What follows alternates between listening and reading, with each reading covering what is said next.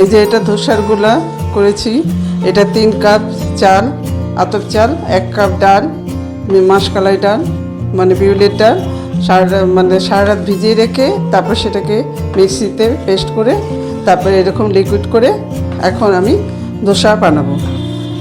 যখন ফার্মেন্টেশন হয়ে গেল বের করে এটা অনেকটা বানিয়ে রাখা যায়, ফার্মেন্টেশন হয়ে গেলে ফ্রিজে ঢুকিয়ে দিলে পরে 2-3 দিন খাওয়া যায়, কোনো অসুবিধা নেই। আর এখন আমি এই যে তাওয়াটা বসিয়েছি, তাওয়াটা গরম হলে পরে সামান্য কয়েক ফোঁটা তেল দিয়ে ন্যাকড়া দিয়ে মুছে দেব, তারপরে 1 হাতা দেব, দিয়ে ঘুরিয়ে দেব, তাহলে সুন্দর ধোসা হয়ে যায়।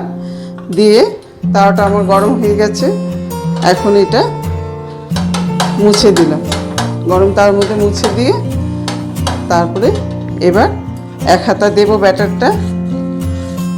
ব্যাটারটা দিয়ে তারপরে আমি এইভাবে দিলাম, দিয়ে হাতাটা দিয়ে এইভাবে আস্তে আস্তে আস্তে আস্তে যে ঘুরিয়ে দেব, ঘুরিয়ে দিলে যে সুন্দর গোল হয়ে গেল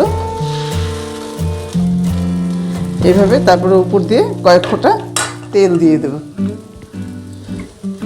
কয়েক ফোঁটা তেল দেব, তেল দিলে এটা সুন্দর ধোসা হয়ে যাবে, একবার সুন্দর মুচমুচে ধোসা।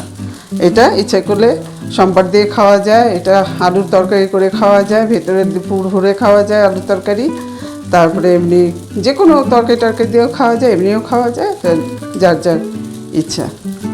এইভাবে ধোসা বানাতে হয়।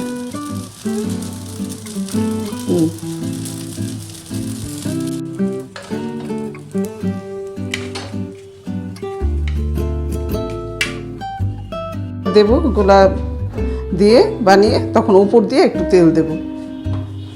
এই যে এখন আমি আর তেল দিলাম না, ওই তেলেই ওই যে আছে তেলটা ওইটার মধ্যে হয়ে যাবে।